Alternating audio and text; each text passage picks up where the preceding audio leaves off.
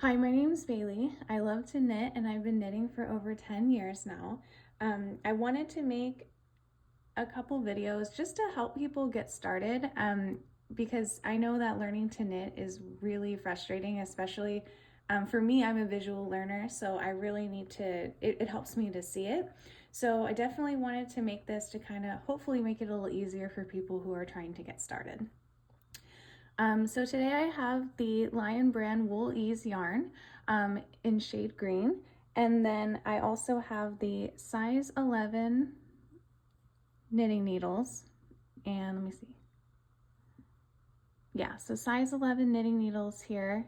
And so every yarn will have corresponding needles, and it'll tell you that on the package. And so basically today, so normally when you cast on, they tell you to do a slip knot. So I'm going to show you what that is. So basically it's where you, so I don't like doing slip knots, and I'll tell you why in a second, but basically a slip knot is where you make a loop. So fold, so take the tail end of the yarn. Tail end is the one not touching anything. The working yarn is the one connected to the ball. And so you'll make a loop over, and then you'll fold it, and then you pick up this piece on the inside, and then hold your tail, pull tight, put it on the needle, and then pull your working yarn, and then you cast it on.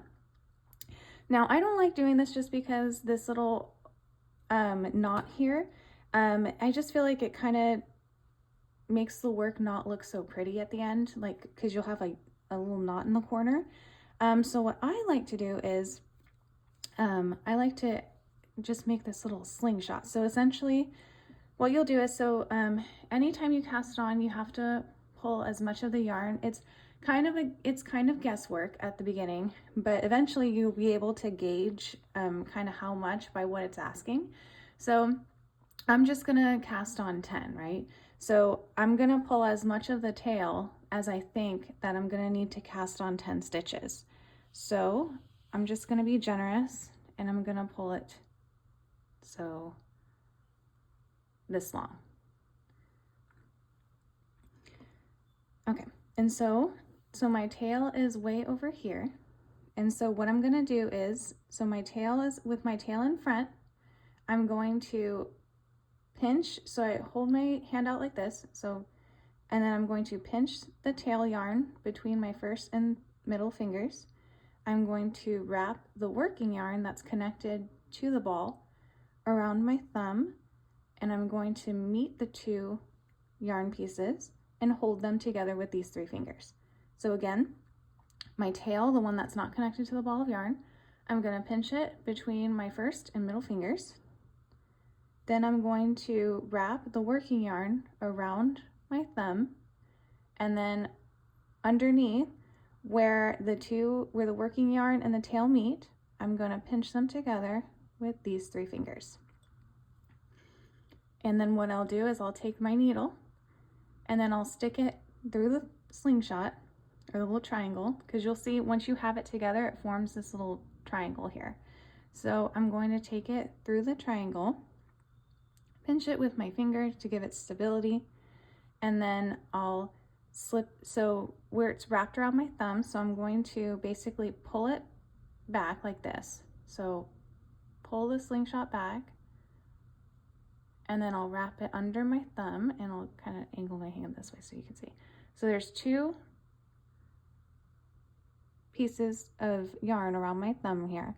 So I'm gonna, the one closest to me, I'm gonna wrap it under, and then over here the same thing, I'm gonna wrap it under this finger, and then last thing I'm gonna do is I'm gonna come back through the thumb like that, and then I'm just gonna stretch like that.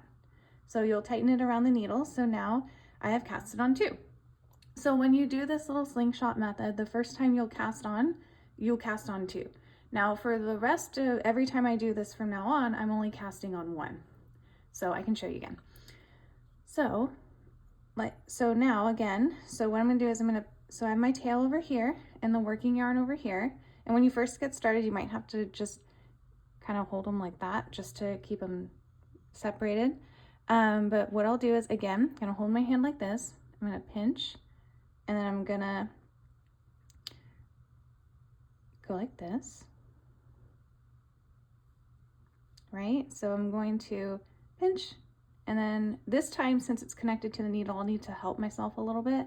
So I'm going to pinch the tail between my first and third fingers, and I'm going to wrap the working yarn around my thumb, and then I'm going to use this hand. I'm just going to help myself out a little bit. So I'm doing the exact same position. So I'm still holding the yarn, the 2 pieces of yarn with these 3 fingers. It's just with this now, it's in my way. So I just need to help myself a little bit. So what I'm going to do is, so again, pinch between your first and third fingers, wrap around the front side of your thumb, and then underneath, I'm going to pinch with these 3, just like last time, except now I have this connected to it. So then what I'm going to do is the same exact thing. So where my thumb is, so again, so my thumb has these 2 pieces of yarn around them. The one closest to me, I'm going to slip my needle underneath, and then over in this finger, I have 2 pieces of yarn wrapped around it as well. Again, this one right here, that's closest to me. I'm going to slip the yarn underneath it.